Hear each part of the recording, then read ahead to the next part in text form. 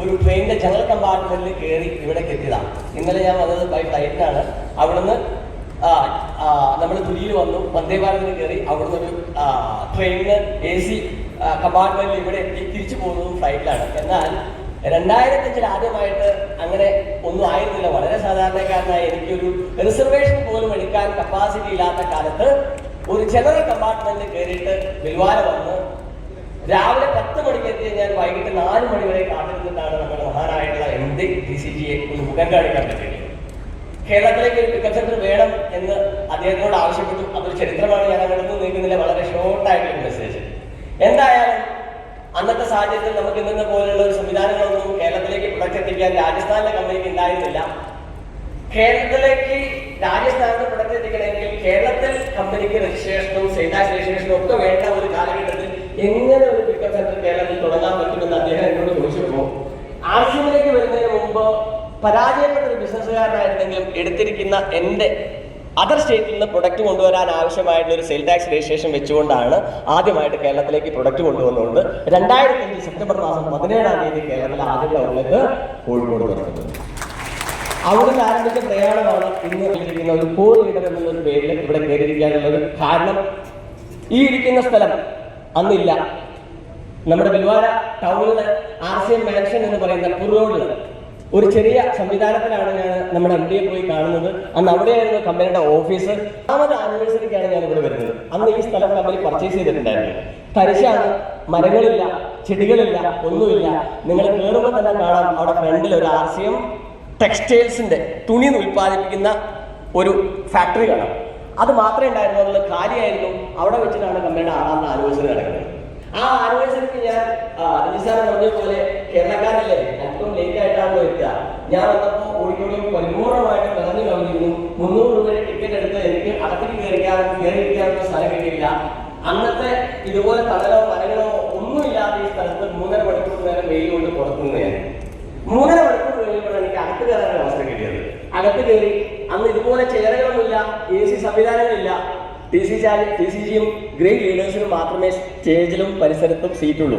ബാക്കിയുള്ള ആളുകൾക്കൊക്കെ കാർപ്പറ്റാണ്. പഴയ ആളുകൾക്ക് അറിയാം, ഇവിടെ വന്ന് പ്രോഗ്രാമിൽ പങ്കെടുക്കുന്ന ആളുകൾക്ക് കാർപ്പറ്റിൽ നിരന്നിരിക്കാനില്ല. ഏറ്റവും ബാക്കിലാണ് 3.5 മണിക്കൂർ കഴിഞ്ഞപ്പോൾ എനിക്കൊരു അവസരം കിട്ടിയത്. ആ ഒരു പ്രോഗ്രാം ഏകദേശം 7 മണിക്കൂർ, ആനിവേഴ്സറി സെലിബ്രേഷൻ 7 മണിക്കൂർ നീണ്ട് ഞാനത് തിരിച്ചു പോകുമ്പോൾ അവിടെ തൊട്ട് എൻ്റെ തലയിൽ വെച്ച് ഞാൻ എൻ്റെ മനസ്സിലൊരു കുട്ടിക്ക് എഴുതും, എനിക്കൊരു സീറ്റ് ആ മുൻനിര ലീഡേഴ്സ് ഇരിക്കുന്നവർക്ക് വേണം. എന്ത് ചെയ്താൽ 7ാമത് ആനിവേഴ്സറി നടക്കുമ്പോൾ നേരത്തെ വരിക, നേരത്തെ വന്നിട്ട് അവിടെ ചെങ്ങനെ ഇരിക്കുക. അപ്പൊ എന്ത് സംഭവിക്കും? ഇതാ ഗണിതാൽ കിളി വന്ന മാതിരി മുൻനിര സീറ്റൊക്കെ ഷാറൂബി എന്റെ എബോ ആളുകൾക്കും തൊട്ടടുത്തുള്ള സീറ്റൊക്കെ റൂബി എന്റെ എബോ ആളുകൾക്കും മാറ്റി വെച്ചിരിക്കുന്നു. ബാക്ക് പോയിരിക്കാൻ പറയും അല്ലേ? അത് പറ്റില്ല, അവിടെ ഇരിക്കണം, അവിടെ തന്നെ ഇരിക്കണം. അത് എന്ത് വേണം? നമ്മൾ അവിടെ ഇരിക്കാനുള്ള ആഹാരത്തിനുള്ള ഒരു പിന്നലിലേക്ക് നമുക്ക് എത്തണം. തിരിച്ച് കേരളത്തിൽ അതിന് വേണ്ടി RCM ചെയ്തു, അഹോരാത്രം ചെയ്തു. ഇന്ന് ചെറുത് പറഞ്ഞതുപോലെ ഞാൻ കഴിഞ്ഞ ദിവസം എന്റെ സൈറ്റിലേക്ക് നോക്കുമ്പോൾ ഇന്ത്യയിൽ 23 സ്റ്റേറ്റിൽ 2005 കോഴിക്കോട് തുടങ്ങിയ എന്റെ നെറ്റ്വർക്ക് പടർന്നിരിക്കുന്നു. അതാണ് നെറ്റ്വർക്കിന്റെ ഇമ്പോർട്ടൻസ്. 2022 കമ്പനിയുടെ ആ വർഷത്തെ ഏറ്റവും വലിയ പിൻലെവൽ കോർ ലീഡർ എന്ന് പറയുന്ന ഒരു പൊസിഷനിലേക്ക് എത്താൻ എനിക്ക് പറ്റിയെങ്കിൽ അതിന്റെ പിന്നിൽ ഏകദേശം 18 വർഷത്തെ അല്ലെങ്കിൽ 17 വർഷത്തെ യാത്രയുണ്ടായിരുന്നു. ഇന്ന് അതൊന്നും വേണ്ട. കേരളത്തില് ഇന്ത്യയിലെ നമ്പർ 1 7 ഡിപ്പോകൾ ഓൾറെഡി ഉണ്ട്. 8ാമത്തെ ഡിപ്പോയുടെ ആലോചന നടന്നിരിക്കും. തിരുവനന്തപുരം മുതൽ കാസർഗോഡ് വരെ ചെറുതും വലുതുമായിട്ടുള്ള 2000-ഓളം പിക്കപ്പ് സെന്ററുകൾ അല്ലെങ്കിൽ വണ്ടർവേൾഡ് പിക്കുകൾ ഇന്ന് കേരളത്തിലുണ്ട്. ഒരു പുതിയ ഷോപ്പുകളൊന്നും തുടങ്ങേണ്ട ആവശ്യമില്ല.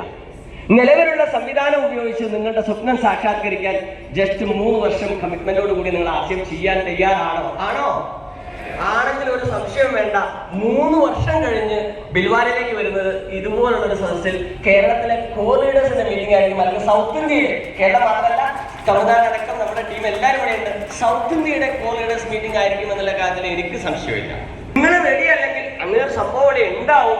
അതിന് തക്കതായ, അതിന് താല്പര്യമുള്ള അത്രയും കോർ ലീഡർമാർ ഇവിടെ ഉണ്ടാവുന്നത് എനിക്ക് ഉറപ്പാണ്. നിങ്ങളായിരിക്കണം അതിന്റെ മുൻനിരയിൽ നിന്നുള്ളത് തീരുമാനമെടുക്കേണ്ടത് നിങ്ങൾ തന്നെ ആയിരിക്കണം. ഇന്നത്തെ ഈ നമുക്കറിയാം, 2 ദിവസം മുമ്പ് നമ്മൾ ദുരിയെ സന്ദർശിച്ചു. അന്ന് നമ്മളോട് ഡോക്ടർ ശർമാജി പറഞ്ഞൊരു കാര്യം, RCM ത്രൂ വരുന്ന ഹെൽത്ത് കാർഡ് ആയതുകൊണ്ട് ഒരു വണ്ടർ, ഒരു അത്ഭുതമാണ് കേരളം സൃഷ്ടിച്ചുകൊണ്ടിരിക്കുന്നത്. ഗാമാറൈസറോട് എന്ന് പറയുന്ന ഹെൽഗാർഡിന്റെ സെക്കൻഡ് പ്രൊഡക്റ്റ് കൊണ്ട് കേരളം ഒരു വണ്ടർ, ഒരു അത്ഭുതം സൃഷ്ടിക്കുന്നത് കാണാൻ ഞാൻ കാത്തിരിക്കുകയാണ്. നമ്മളെ സംബന്ധിച്ചിടത്തോളം, ആർട്ടികളെ സംബന്ധിച്ചിടത്തോളം ഒരുപാട് പ്രൊഡക്റ്റുകളുണ്ട്. കേരളക്കാരെ സംബന്ധിച്ചിടത്തോളം എല്ലാ സെഗ്മെന്റുകളും നമ്മൾ ഒട്ടും മോശത്തിലല്ല, പലതിലും നമ്മൾ നമ്പറുകളാണ്. വേണമെന്ന് വിചാരിച്ച് കൃത്യമായിട്ട് കാര്യങ്ങൾ പഠിച്ച് നമ്മൾ മുന്നോട്ട് പോകാൻ തയ്യാറാണെങ്കിൽ ഈ ഉൽപ്പന്നങ്ങൾ ഉപയോഗിച്ചുകൊണ്ട് എല്ലാ സെഗ്മെന്റിലും കേരളം നമ്പറുകളാക്കാം. അത് ക്വിക്കപ്പെറ്ററിലാവട്ടെ, വണ്ടർവേൾഡ് ക്വിക്കിലാവട്ടെ, വണ്ടർവേൾഡിലാവട്ടെ, വണ്ടർവേൾഡ് പ്രൈം ആവട്ടെ, പുതുതായി ഓപ്പൺ ചെയ്യുന്ന ഏത് സംവിധാനത്തിനും നമുക്ക് നമ്പറാൻ പറ്റുമെന്നുള്ള കാര്യത്തിൽ ഒരു സംശയവും വേണ്ട. ഏതൊരു സാധാരണക്കാരൻ അവരുടെ വിദ്യാഭ്യാസമോ അവരുടെ എന്താ പറയാ പ്രസംഗ പാഠമോ ഒന്നും ആർട്സിന്റെ വിഷയമല്ല. നിങ്ങൾ പ്രവർത്തിക്കാൻ തയ്യാറാണെങ്കിൽ ഉറപ്പായിട്ടും നിങ്ങൾ ആർട്സിന്റെ കോളേജായി. എല്ലാവർക്കും ഇങ്ങനെ കൂടുതൽ നേടുന്നില്ല. നിങ്ങൾ എല്ലാവരും ഒരു കോളേജായിട്ട് വരുന്ന 3 വർഷം കഴിയുമ്പോൾ ഇവിടെ എത്തിപ്പെടാൻ പറ്റട്ടെ എന്ന് കോളേജ് ആത്മാർത്ഥമായിട്ട് നിങ്ങൾ ആശംസിച്ചുകൊണ്ട് നിർത്തുന്നു. ശരിയാക്കുക.